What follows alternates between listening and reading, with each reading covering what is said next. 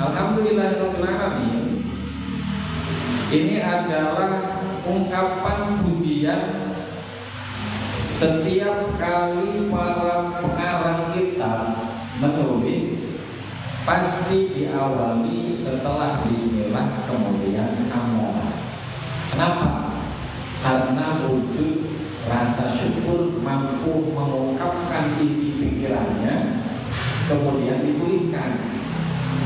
Kalau kita dalam menerima nikmat dilisankan pengucapan hamdalah, mendapatkan nikmat dari makan, minum, kemudian salah satunya senggama, begitu selesai alhamdulillah.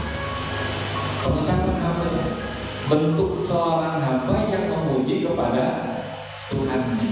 Hamdalah sendiri, alhamdulillah atau puji ini terbagi menjadi 4. Puji qadim ala qadim, puji qadim ala hadis, puji hadis ala qadim, puji hadis ala hadis. Pernah dengar kan? Ya. Apa qadim ala qadim itu? Allah memuji kepada dirinya sendiri.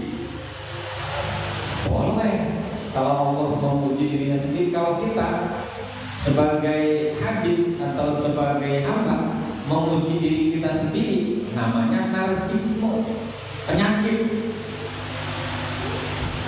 Nanti wujudnya apa? Orang yang memuji dirinya sendiri, ria, ta'ajub, itu namanya penyakit hati.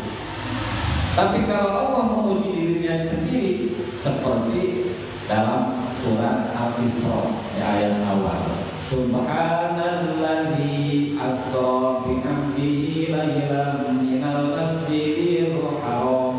Itu Allah memuji sendiri.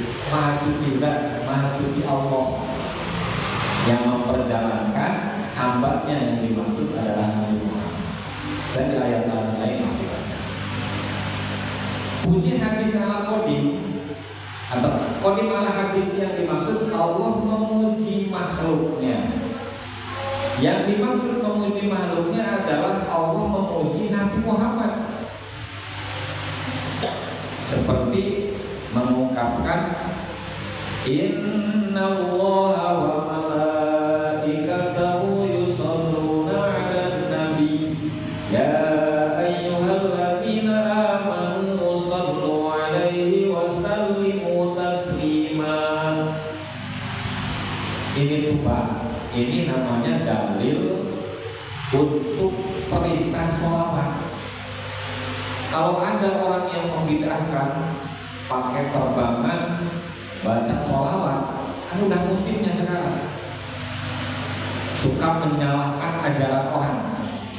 Sholawatan dibilangnya bid'ah, enggak diajarkan itu enggak. Karena ngajinya belum selesai. Kalau ngajinya tahu, tafsirnya tahu mah, itu dalilnya.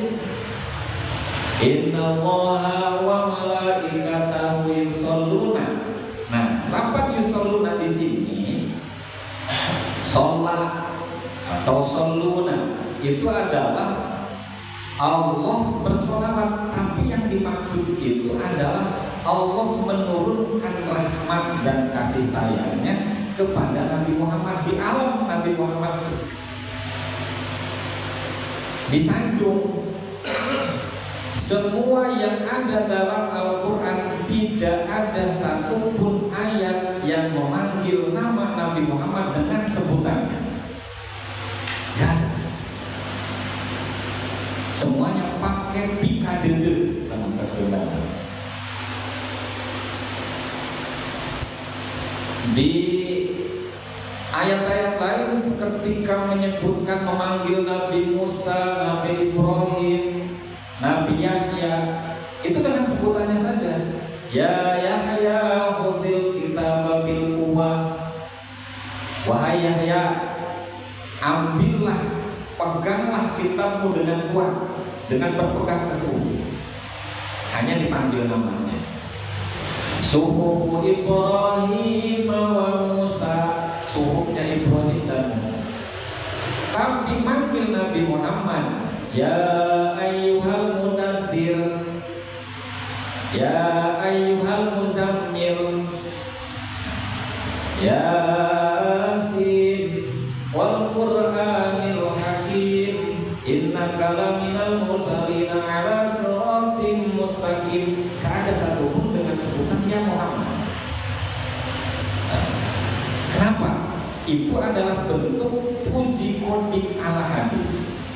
Allah memuji Nabi Muhammad SAW dengan setinggi-tingginya derajat. Makanya apa?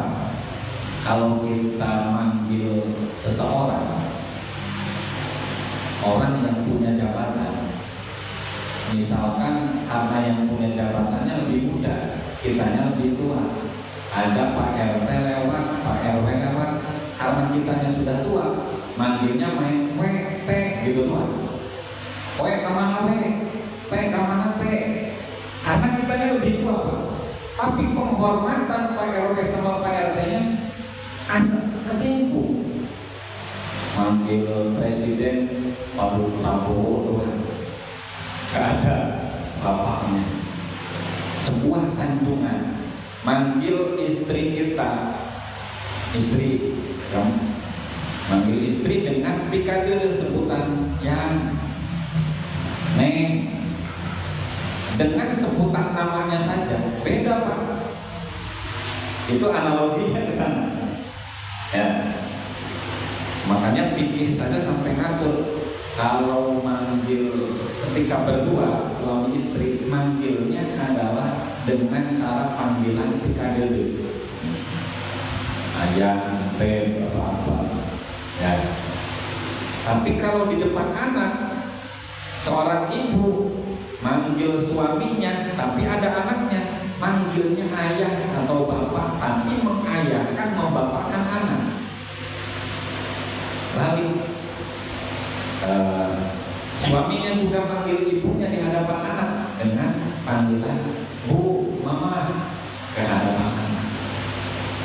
Tapi kalau lagi berdua, jangan manggil ibu dan bapak, tapi panggilan dengan dikade itu. Ya. Nah, puji kodim adalah hadis banyak sekali. Ya. Salah satunya selain Nabi Muhammad, Allah dalam hadis qudsinya, ketika ada seorang manusia yang ibadahnya hebat, itu Allah mengkabarkan ke malaikat, broadcast ke malaikat, saya sedang mencintai hamba saya ini, jamaah masjid Al-Amin, saya senang nih, orangnya pada senang ngaji.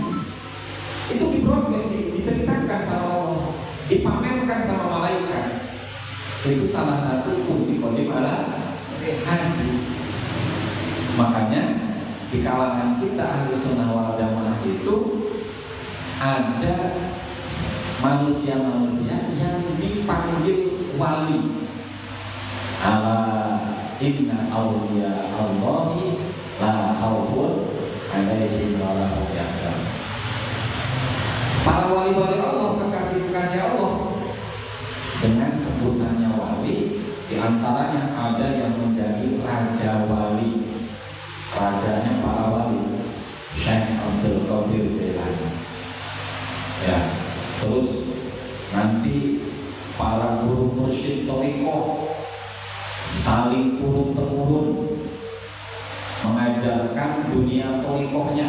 Mereka dikenal dengan kewalian, dan layak dibuat kita kecuali wali Allah yang tahu kewaliannya, temannya, dan teman sejawatnya dan sebagainya. Nah, yang ketiga adalah puji hadis al-qadim. Puji hadis al-qadim ini adalah tugas kita. Pujinya manusia terhadap Allah, memuji alhamdulillah, terima kasih, itu ucapan syukur, memuji subhanallah walhamdulillah wala ilaha illallah memuji kepada Allah, dan itu memang yang paling berhak, yang wajib. Wa ma khalaqtul jinna wal insa illa liya'budun. Tidak aku ciptakan jin dan manusia kecuali untuk beribadah kepadaku.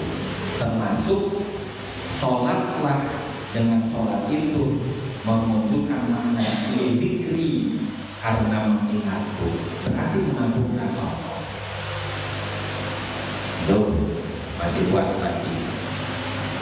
Terakhir, puji hadis ala hadis. Pujinya manusia terhadap sesama manusia. Dan yang paling berhak menerima pujian itu siapa? Baginda Rasul Muhammad sallallahu